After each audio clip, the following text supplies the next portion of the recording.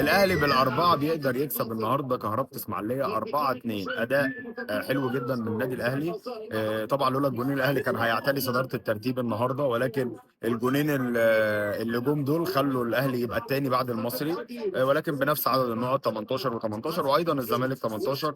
الاهلي استغل الحاله المعنويه طبعا ده رابع فوز على التوالي مع الكابتن عماد النحاس.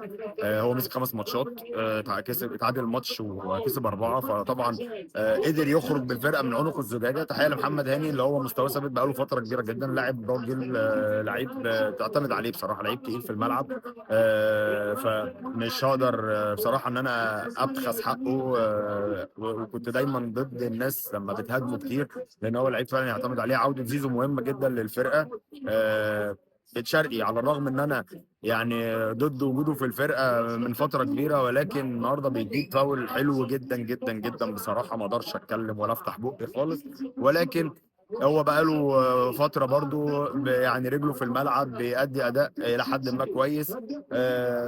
الاهلي قدر يستغل ايضا الحاله اللي فيها نادي الزمالك النهارده بيتعادل ثالث مباراه على التوالي، الزمالك ما بيقدرش يكسب، فدي حاجه كويسه. الاهلي رجع، اعتقد البدني بس يتحسن شويه، الاهلي هيركب الدوري مرتاح.